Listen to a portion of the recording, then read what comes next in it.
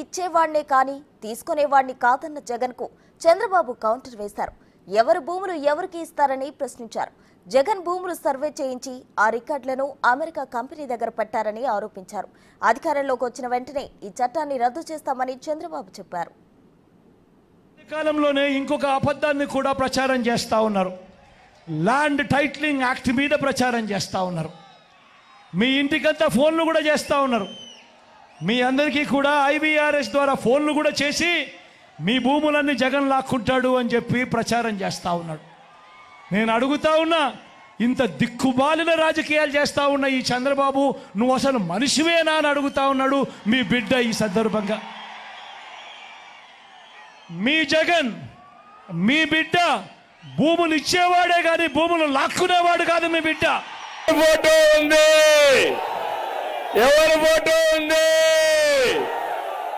దీని మీద ఏమి రాసింది? జగనన్న భూ హక్కు చట్టం. జగన్ మీకు భూమి ఇచ్చాడంట. మీ తాత ఇచ్చాడా? జగన్ తాత ఇచ్చాడా మీకు? మీ నాన్న ఇచ్చాడా? జగన్ నాన్న ఇచ్చాడా మీకు? రోషం రాలా, కోపం రాలా? వస్తే ఏం చేయాలి? ఏం చేయాలి? దీన్ని చించి చిత్తుగా చేసి ఎక్కడ పారేయాలి? ఎక్కడ పారేయాలి? డస్ట్ వల్ల పారేయాలి. 100 సంవత్సరాల తర్వాత అప్పుడెప్పుడో బ్రిటిషర్లు సర్వే చేశారు. దాని తర్వాత ఈ దేశంలో కానీ ఈ రాష్ట్రంలో కానీ సర్వేలు మళ్ళీ చేసే పరిస్థితి లేదు. ఈరోజు మొట్టమొదటిసారిగా మీ బిడ్డ గ్రామ సచివాలయాలు తీసుకొని వచ్చి అందులో ఏకంగా 15,000 సర్వేయర్లను కూడా అందులో పెట్టి ఈరోజు మీ బిడ్డ 100 సంవత్సరాల క్రిందట జరిగిన సర్వేను మళ్ళీ మీ బిడ్డ ప్రతి ఎకరాను కూడా సర్వే చేయిస్తా ఉన్నాడు. రైతుల కోసం సర్వే చేయించడమే కాకుండా వాటికి సంబంధించిన సరిహద్దు రాళ్లను పెట్టిస్తా ఉన్నాడు. రికార్డులన్నీ అప్డేట్ చేయిస్తా ఉన్నాడు. సబ్ డివిజన్ చేయిస్తా ఉన్నాడు.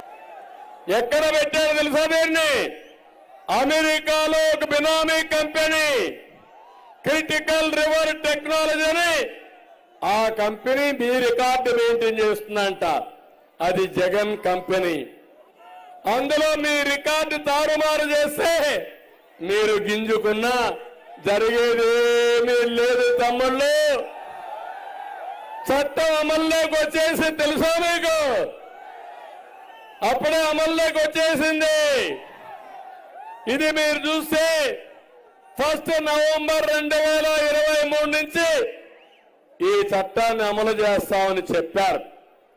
ఈ చట్ట ప్రకారం మీరు ఒకసారి చూస్తే మీ భూమి అంతా రికార్డుకి వెళ్ళిపోయి టైటిల్ రిజిస్ట్రేషన్ ఆఫీసర్ ఉంటాడు.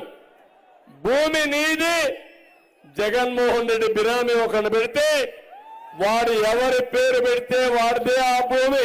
తర్వాత కానీ రాష్ట్రంలో 17,000కు సంబంధించిన రెవెన్యూ గ్రామాలుంటే ఇప్పటిదాకా 6,000 రెవెన్యూ గ్రామాలు మాత్రమే పూర్తయ్యాయి.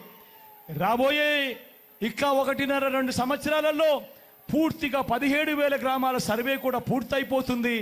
ఆ తర్వాత ప్రతి రైతన్న దగ్గర, ప్రతి ఒక్కరి దగ్గర వాళ్ళ భూములకు సంబంధించిన పక్కా రికార్డులు ఉంటాయి.